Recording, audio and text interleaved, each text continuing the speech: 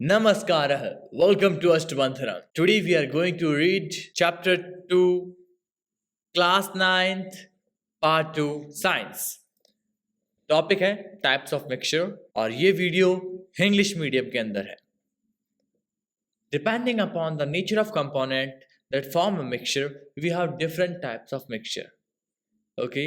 तो सिंपली हम जानेंगे कि मिक्सचर कितने प्रकार के होते हैं, मतलब कितने टाइप्स के मिक्सचर होते हैं. सिंपली हमारे पास दो टाइप्स के मिक्सचर होते हैं. ठीक है. फर्स्ट ऑफ ऑल पहला है homogeneous mixture. Homogeneous means like salt dissolve in water. Okay, for example sea water. Sea water means समुद्र का पानी, और जैसा कि आप जानते हैं समुद्र का पानी खारा होता है. ओके, लेकिन समुद्र के पानी में नमक दिखता नहीं है. राइट, नमक उसके अंदर होता है मिक्स, बट दिखता नहीं है. और अगर आपको उस नमक को अलग करना है तो we are going to organise one process, और उस प्रोसेस का नाम है इवेपोरेशन. ओके, जिसके अंदर वाटर वेपर्स तो वेपराइज हो जाएंगे और जो सॉल्ट होगा वो सॉलिड फॉर्म में रह जाएगा. ठीक है. तो एक चीज और इम्पॉर्टेंट है, पोटेशियम पर magnet, okay, KMnO4 and common salt जिसको हम सोडियम क्लोराइड या NaCl भी कहते हैं. तो अगर यूनिफॉर्म कंपोजिशन है, मतलब जो भी कंपोजिशन है वो पूरा यूनिफॉर्म है, तो उसको कहेंगे होमोजीनियस मिक्सचर और या solution. For example salt dissolve in water, जैसे पानी के अंदर नमक यूनिफॉर्म होता है, हर जगह घुला हुआ होता है. ठीक है. शुगर डिसॉल्व इन वाटर, शक्कर भी पानी के अंदर अच्छी तरह घुली हुई होती है, इसलिए वो दिखती नहीं है. आगे पढ़ते हैं. Compare the colour of the solution of two groups. और ये जो बात कर रहे हैं ये एक्टिविटी की बात कर रहे हैं, तो हम सीधा यहाँ पर आ गए, क्योंकि मेन टाइप यही है. दो टाइप्स के मिक्सचर होते हैं, homogeneous mixture and heterogeneous mixture. Okay, so दो both the groups have obtained copper sulfate solution, but the intensity of color of solution is different. This shows that homogeneous mixture can have a variable composition. Okay, अगर पानी में आपने नमक ज्यादा डाल दिया, ठीक है, तो ज्यादा खारा होगा, लेकिन दिखेगा तब भी नहीं. बट एक बात ध्यान रखना, एक लिमिट के ऊपर डाल दिया नमक आपने तो वो डिजॉल्व नहीं होगा वाटर के अंदर. रिमेंबर इट, एक लिमिट के ऊपर. और अगली डेफिनेशन है हेट्रोजीनियस मिक्सचर की. Group C and D have obtained mixtures which contain physically distinct parts and have non-uniform composition. और जिनके पास यूनिफॉर्म कंपोजिशन होता है वो तो क्या होते हैं, होमोजीनियस मिक्सचर. और जिनके पास नॉन यूनिफॉर्म कंपोजिशन वो क्या होते हैं, such mixtures are called heterogeneous mixture. Mixture of sodium chloride. Sodium chloride means NaCl and iron fillings. Salt and sulfur, oil and water are example of heterogeneous mixture. For example अगर आप oil and water का example लो, तो अगर पानी में आप तेल डालोगे, तेल मीन्स ऑयल, तो आप देख सकते हो कि वो एक मिक्सचर है, दोनों साथ में है, बट तेल पानी के ऊपर तैरेगा क्योंकि तेल पानी से हल्का होता है, इसलिए तो तेल पानी के ऊपर तैरेगा. दोनों मिक्सचर है लेकिन वो अलग अलग दिख रहे हैं, डिस्टिंक्ट दिख रहे हैं. ओके, नॉन यूनिफॉर्म कंपोजिशन है उनका, इसलिए ये हेट्रोजीनियस होगा. अगर इस तेल की जगह नमक या फिर शुगर होता तो क्या होता, सॉल्ट या शुगर होता, तो वो यूनिफॉर्मली डिस्ट्रीब्यूटेड होते हर जगह. ठीक है, उनका कंपोजिशन यूनिफॉर्म कंपोजिशन होता. आपको नमक अलग से दिखता नहीं पानी के अंदर, पानी के अंदर ही डिजॉल्व हो जाता, जैसा कि सी वाटर के अंदर होता है. ओके, बट अगर आप समुद्र के ऊपर भी अगर तेल डाल दोगे, जैसे कभी कभार क्या होता है कि जो शिप्स आ रहे होते हैं कहीं से ऑयल टैंक्स लेके, और उसमें स्पिल हो जाए, मतलब बाहर निकल जाए तेल वगैरह, तो वो समुद्र के ऊपर एक चादर सी फैल जाती है, और उसके ऊपर आग लग गई तो पानी के ऊपर भी आग लग सकती है. ओके, कुछ कुछ कंपोनेंट्स और लाइक मेटेरियल ऐसे होते हैं जो पानी के अंदर भी जल जाते हैं, जैसे कि फॉर एग्जांपल सोडियम. सोडियम को अगर आप केरोसिन में प्रिजर्व करते हैं, क्योंकि वो पानी के अंदर आप प्रिजर्व नहीं कर सकते, क्योंकि अगर आपने पानी में डाल दिया तो वो जल जाएगा, आग लग जाएगी. और सोडियम पानी में डालते ही जलता क्यों है, इसका कारण आपको इसी प्लेटफॉर्म पे मुझे बताना है। ठीक है, बहुत अच्छा क्वेश्चन है कि सोडियम को पानी पे डालने पे जलता क्यों है। कहीं से पता कीजिए इसका आंसर, पता करके बताइए। अपने टीचर से पूछिए, किसी से भी पूछिए। तो such mixtures are called heterogeneous mixture, okay? Sodium chloride and iron filings, और बहुत सारे मिक्सचर्स होते हैं। लाइक आप देखते होंगे कि जो ये ऑयल वाटर का एग्जांपल बहुत अच्छा दिया है। जैसे कि दो एग्जांपल आप ही समझाता हूं आपको, ऑयल वाटर और शुगर या सॉल्ट का वाटर के साथ मिक्सचर। तो एक लेते हैं अपन शुगर और वाटर का, और एक तरफ लेते हैं ऑयल और वाटर का। दोनों ही अपन मिक्स करने जा रहे हैं। फर्क क्या है आप पता करना।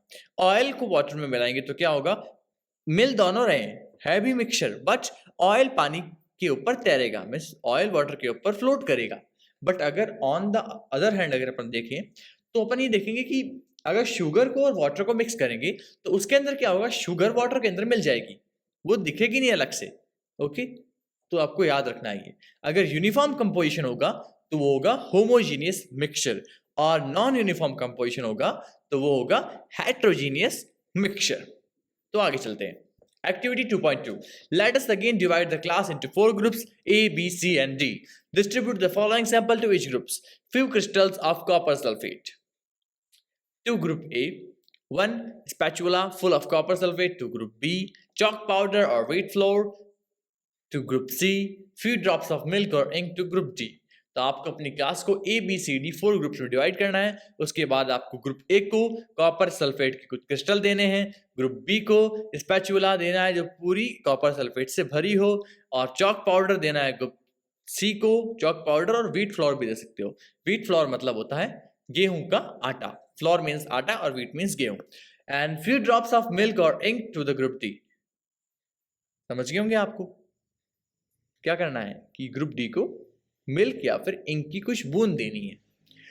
Each group should add the given sample in water and stir properly using a glass rod.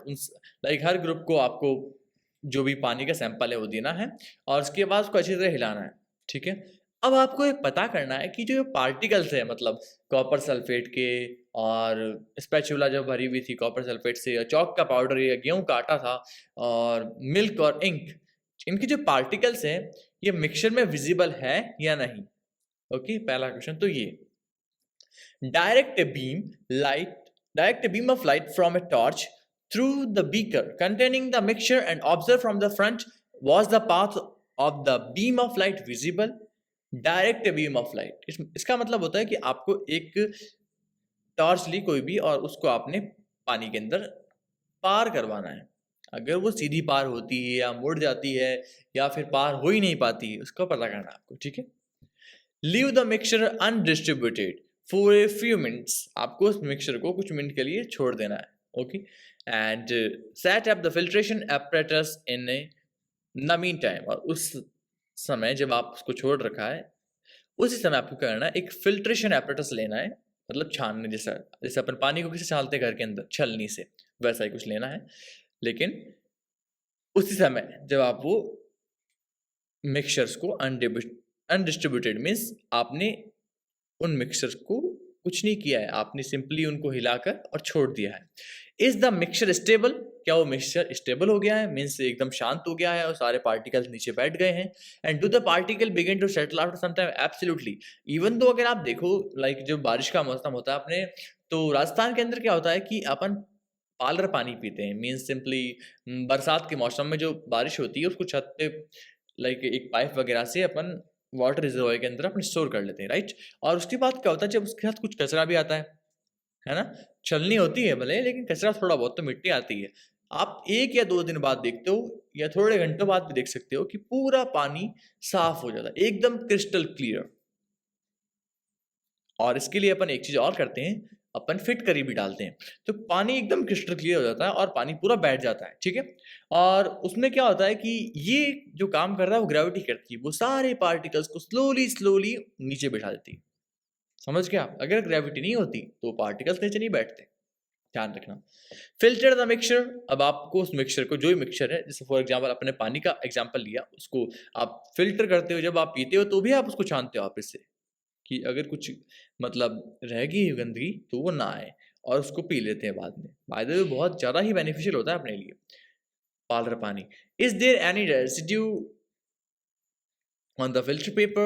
Discuss the result and form an opinion. Group A and B have got the solution, Group C got the suspension, and Group D got a colloidal solution. तो ये सब अपन आगे पढ़ेंगे कि ये colloidal solution क्या होता है, सस्पेंशन क्या होता है। ओके, तो आगे चलते हैं। ये है फिल्टर पेपर, ध्यान रखना इसमें से ग्लास रॉड आ रही है। Okay, liquid decanted in the funnel fitted with the filter paper. ये होगी funnel, आप इसको कूपी कहते हो। घर में अगर आपको किसी बोतल के अंदर तेल भरना होता है तो कूपी काम में लेते हैं, वैसे के वैसे ही साइंस की लेबोरेटरी में इसको funnel कहते हैं। एंड टेस्ट ट्यूब, ये टेस्ट ट्यूब हो गई। ओके, एंड ये फिल्ट्रेट, फिल्ट्रेट मीन्स छानने के बाद जो पार्ट बचता है उसको फिल्ट्रेट कहते हैं, समझ गया। और इस प्रोसेस को अपन कहते हैं फिल्ट्रेशन, मीन्स छानना। सिंपल, बिल्कुल हार्ड नहीं है। आप मान लो कि आप ऊपर से पाउडर पानी है जो भी आपके बरसात का पानी इकट्ठा करा हुआ था उसको टांकी से निकाल के इसमें डाल रहे हो और उसको छान के आपने भांडे या मटकी में भर लिया है, वैसे के वैसे सेम टू सेम प्रोसेस है। Okay, now we shall learn about solution, suspension and colloidal solution in the following section. अब आगे चलते हैं। What is solution? A solution is a homogeneous mixture of two or more substance. एक solution homogeneous, homo means एक ही प्रकार की। Okay, तो homogeneous mixture होता है दो या दो से ज्यादा substances का। Substance मतलब कुछ भी हो सकता है, आगे पढ़ेंगे अपन। You come across various types of solution in your daily life. Okay, lemonade, soda water, etc. are all example of solution. तो पहले जानते हैं लेमोनेड क्या होता है। लेमोनेड मतलब होता है नींबू पानी, शिकंजी भी कहते हो आप उसको। तो नींबू पानी, सोडा वाटर, ये क्या सॉल्यूशंस के एग्जांपल हैं। Usually we think of a solution as a liquid that contain either a solid, liquid और gas dissolved in it. Simply अगर आप देखते हो तो आपको लगता है कि मतलब सॉल्यूशन क्या होता है, एक लिक्विड होता है जिसके अंदर या तो सॉलिड होगा या फिर लिक्विड के अंदर ही भी कोई दूसरा लिक्विड मिला दे, जैसे वाटर अपन दूध के अंदर पानी मिलाते हैं तो वो भी एक सॉल्यूशन है। ओके, और एक गैस डिसॉल्व्ड इन इट। तो अपन सिंपली ये सोचते हैं, but we can also have a solid solution, alloy and gaseous solution air as well. हमेशा सॉल्यूशन का मतलब पानी सॉरी लिक्विड से ही नहीं होता है कि आप किसी को भी कह रहे हो कि मेरे पास एक सॉल्यूशन है, इसका मतलब ये नहीं है कि वो केवल आप सिंपली क्या डेली लाइफ में ज्यादातर सॉल्यूशन लिक्विड्स को देखते हो, इसलिए आपको लगता है कि सॉल्यूशन मतलब लिक्विड। ओके, आपने उस वर्ड को इंटरचेंज कर दिया है।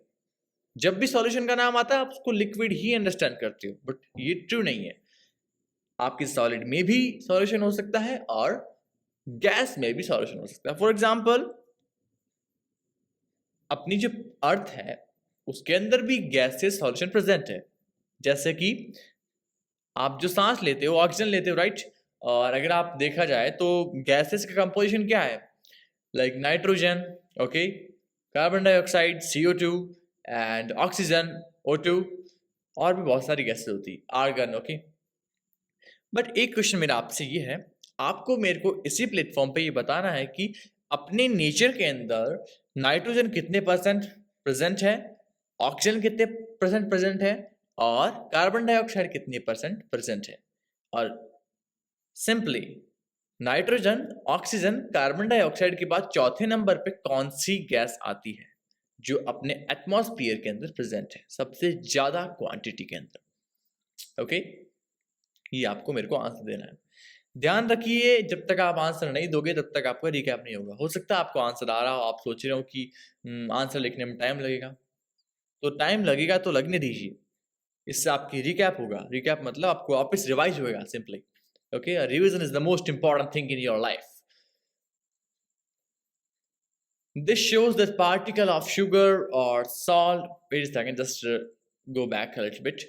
In a solution, we are here. In a solution, there is a homogeneity at the particle level. Okay. For example, lemonade tastes the same throughout. Okay. This shows that particle of sugar or salt are evenly distributed in the solution. अगर आप बात करो शिकंजी की तो उसमें आप simply शक्कर मिलाते हो, ठीक है। तो आप कोई भी अगर आपने एक ग्लास में शक्कर मिलाई, आपने उसको अच्छी तरह अगर हिलाया है तो आप उसको पियोगे तो आपको कहीं भी कोई भी पार्ट पियो आपको मीठा ही लगेगा, राइट? बिकॉज सॉल्यूशन के अंदर होमोजेनिटी होती है पार्टिकल लेवल पर। ओके, ये लाइन आप अंडरलाइन कर सकते हो। In a solution there is a homogeneity at the particle level. It's an important line by the way. More to know alloy. अब जानते हैं अलॉय क्या होता है? आपने बहुत सारी क्लास में पढ़ा होगा अलॉय, वर्ड सुना तो पक्का होगा। ओके, अलॉय होता क्या है ये पता करते हैं, बहुत इंपॉर्टेंट वर्ड है। Alloy are mixture of two or more metals or a metal and a non metal and cannot be separated into their component by physical method. alloy वो मिक्सचर होता है जो दो या दो से ज्यादा मेटल का मिक्सचर को alloy कहते हैं। और जरूरी नहीं हमेशा मेटल्स के मिक्सचर को alloy कहें, कभी कभार मेटल और नॉन मेटल्स के मिक्सचर को भी alloy कहते हैं। ओके, और इनको आप सेपरेट नहीं कर सकते हो फिजिकल मेथड से। याद रखना, फिजिकल मेथड से, ना कि केमिकल मेथड से। क्या कह रहे हैं? फिजिकल मेथड से आप इनके कंपोनेंट्स को सेपरेट नहीं कर सकते हो। But still an alloy is considered as a mixture because it shows the property of its constituents and can have variable composition. For example, brass is a mixture of approximately 30% zinc and 70% copper. आपने ये नाम पक्का सुना होगा, रजत पदक। Okay, brass metal, right? नहीं, बिल्कुल गलत है। आपको पता करना है कि रजत पदक को इंग्लिश में क्या कहते हैं। ओके, और उसको जो कहते हैं वो आपको इसी प्लेटफॉर्म पे मेरे को आंसर देना है हाथों हाथ। और ब्रास को हिंदी में क्या कहते हैं ये भी आपको पता करना है, क्योंकि ज्यादातर अपने को बोलचाल की भाषा हिंदी है, तो आपको ध्यान नहीं पड़ता कि आप किसी को ब्रास कह रहे हो, उसको अगले को पता ही नहीं ब्रास क्या होता है। तो आपको पता करना है कि इसको हिंदी में क्या कहते हैं। और बाय द वे, ब्रास किसका मिक्सचर होता है? तो 30% zinc and 70% copper. Remember it. A solution has a solvent and a solute as its component. एक solution के पास दो component होते हैं, simply solvent and solute. Okay? तो जानते हैं solvent क्या होता है और solute क्या होता है, और ये आपको पूरा अंडरलाइन करना है यहां से यहां तक। It's a quite important thing. A solution has a solvent and solute as its component. The component of a solution that dissolves the other component in it. Okay? Usually the component present in larger amount is called solvent.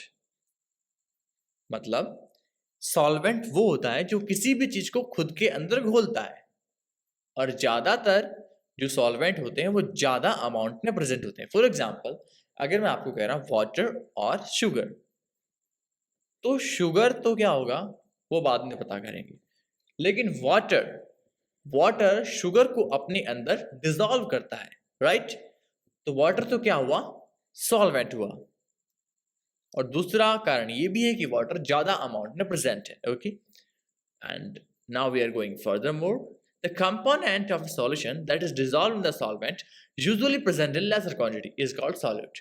जो component solution के अंदर कम मात्रा में present हो या कम quantity के अंदर present हो, और जो सॉल्वेंट के अंदर डिसॉल्व हुआ हो, वो क्या होता है? सॉल्यूट होता है। तो आपको दो प्रकार से पता कर सकते हो कि सॉल्यूट क्या है, सॉल्वेंट क्या है। पहला क्या होता है पता करते हैं। सॉल्वेंट वो होता है जो किसी भी चीज को अपने अंदर डिसॉल्व करता है। क्योंकि पहला तो उसको आपको ये इंडिकेशन मिल गया कि कोई भी चीज जिसके अंदर डिसॉल्व हो रही है वो तो होता है solvent.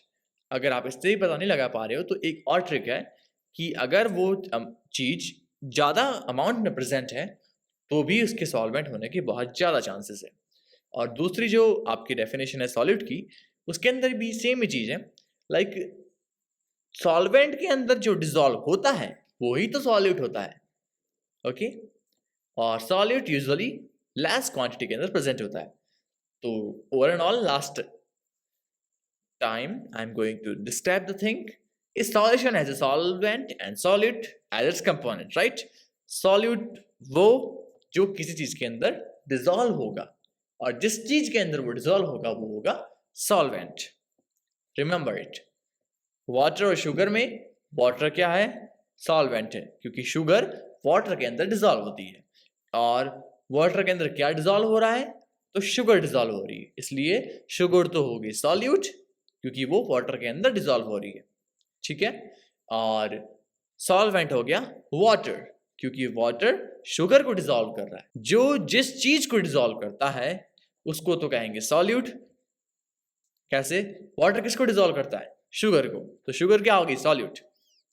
Okay, remember it. Examples: a solution of a sugar in water is a solid in liquid solution. In this solution, sugar is a solid and water is a solvent. As I already mentioned to you, that example I already gave to you. Let's move on. A solution of iodine in alcohol known as tincture of iodine. So, a solution of iodine in alcohol known as tincture of iodine.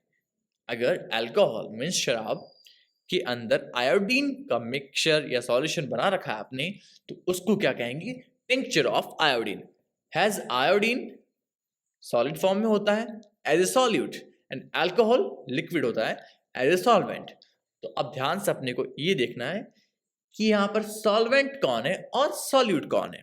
Alcohol liquid है, और दूसरी बात, alcohol के अंदर iodine dissolve हो रहा है। किसके अंदर डिसॉल्व हो रहा है? अल्कोहल के अंदर। तो अल्कोहल तो क्या हो गया? सॉल्वेंट। ओके, क्योंकि वो खुद डिसॉल्व कर रहा है। और डिसॉल्व हो कौन रहा है?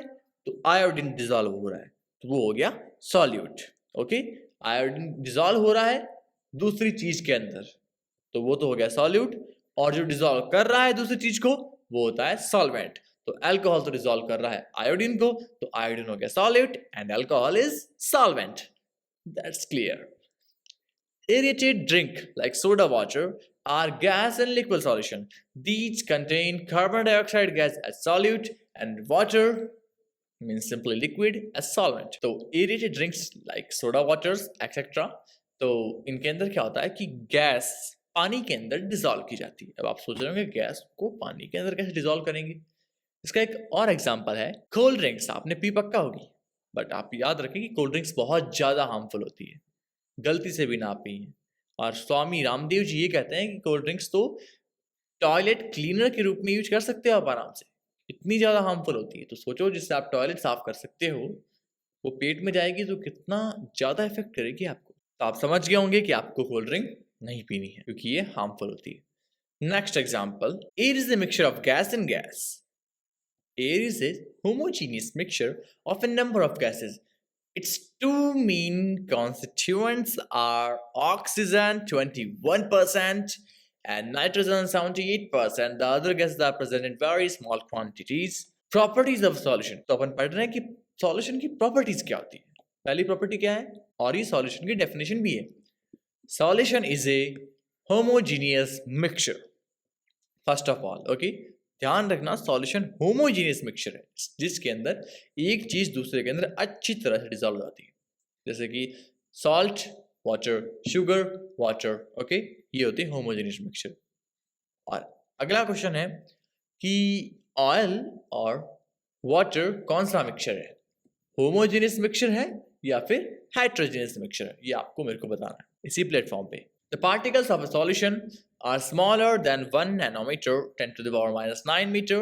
आपको याद रखना 1 नैनोमीटर मतलब होता है 1 नैनोमीटर, आप कॉपी में लिख भी सकते हो। 1 nanometre is equals to 10 to the power minus 9 meter. And first and foremost thing, just remember this thing, 1 nanometer 10 to the power 9, इसको कैसे बोलेंगे? हिंदी में बोलते हैं 10 की घात माइनस 9, बट अगर आप इंग्लिश में बोलोगे तो आप उसको बोलोगे 10 to the power minus 9 meter. Remember it, okay? So they cannot be seen by naked eyes, simple. Because of very small particle size, they do not scatter a beam of light passing through the solution. So the path of light is not visible in the solution. ये particle बहुत ज़्यादा small होते हैं size के अंदर, ठीक है, इसलिए ये स्कैटर नहीं करते लाइट की बीम को। ओके, स्कैटर मीन्स बिखेरते नहीं है। स्कैटर का असली ट्रांसलेशन होता है विसरण। विसरण मीन्स लाइक अपने स्काई के अंदर ब्लू कलर स्कैटर होता है, तभी अपना आकाश है वो नीला दिखाई देता है। वाकई में आकाश नीला नहीं है। ओके, हो सकता है आप सोच रहे हैं आकाश नीला नहीं है, बट इसका आंसर आपको आगे की चैप्टर्स में मिलेगा। याद रखना, आकाश का कलर नीला नहीं होता है, बस ये दिखता ही नीला है क्योंकि आकाश के अंदर ब्लू कलर सबसे ज्यादा स्कैटर होता है। So the path of light is not visible in a solution. इसीलिए जब आप किसी भी सॉल्यूशन के अंदर लाइट की बीम को पास कराने का ट्राई करोगे तो वहां पर जो लाइट का पाथ होगा वो विजिबल नहीं होगा। सिंपली आप ये घर पे भी ट्राई कर सकते हैं। एक कांच का ग्लास लीजिए, उसके अंदर शुगर और वाटर को मिलाइए और फिर टॉर्च से लाइट को पास करने का प्रयास कीजिए। The solid particles cannot be separated from the mixture by the process of filtration. The solid particles do not settle down when left undistributed or undisturbed. Simply, not undistributed. It's undisturbed. मतलब अगर आप उसको छेड़ोगे नहीं, that is a solution is stable. तो पहली चीज क्या हो गई, सॉल्यूशन क्या होता है, होमोजीनियस मिक्सचर होता है। दूसरी चीज ये कि सॉल्यूशन में इतने छोटे पार्टिकल्स होते हैं, जैसे कि 1 नैनोमीटर के होते हैं, 10⁻⁹ मीटर इन डायमीटर। उनका डायमीटर 10⁻⁹ होता है, इसलिए आप उसको नेकेड आई से नहीं देख सकते। नेकेड आई मतलब नंगी आंखों से नहीं देख सकते, आपको सिंपली माइक्रोस्कोप की हेल्प लेनी पड़ेगी। और अगर बहुत ज़्यादा भी छोटा है तो आपको इलेक्ट्रॉन माइक्रोस्कोप की भी हेल्प लेनी पड़ सकती है, याद रखना। Because of very small particle size बहुत ज़्यादा स्मॉल है, इसलिए ये लाइट बीम को भी स्कैटर नहीं करते हैं। The solid particle can not be separated from the mixture by the process of filtration. ऐसे सॉलिड के पार्टिकल्स, सॉलिड मीन्स मान लो कि आपने पानी और शुगर को मिक्स किया है, तो पानी तो क्या हो गया ये आपको बताना है, और शुगर क्या है ये आपको बताना है। मीन्स सॉल्यूट कौन है और सॉल्वेंट कौन है। तो हो सकता है आपने बता दिया होगा, नहीं बताया तो बहुत गलत बात है। सॉल्यूट तो है शुगर, क्योंकि शुगर पानी के अंदर डिसॉल्व होगी, इसलिए सॉलिड क्या है, शुगर। और वाटर है सॉल्वेंट। तो अगर आपने उन दोनों को मिला दिया, मीन्स आपने सॉल्यूशन बना दिया उनका, तो उसको आप फिल्ट्रेशन की प्रोसेस से उनको सेपरेट नहीं कर सकते। आप घर पे देख भी सकते हैं, आप उनको सेपरेट नहीं कर पाएंगे। तो solid particles do not settle down. और साथ ही साथ अगर आपने छोड़ भी दिया, इसका मतलब ये नहीं कि आपने पहले शक्कर और पानी को अच्छी तरह मिला दिया और उसके बाद आपने 2-3 घंटे छोड़ दिया, तो भी ऐसा नहीं कि वो शक्कर वापस आ जाएगी और जमीन पे या जो भी उस आपके बीकर है उसके सरफेस पे आके सेटल हो जाएगी। बिल्कुल नहीं होगी, क्योंकि सॉल्यूशन स्टेबल होता है। तो कंसंट्रेशन ऑफ ए सॉल्यूशन हम कल पढ़ेंगे। तब तक के लिए जय हिंद, जय भारत। पुनर्दर्शनाय जय महाकाली।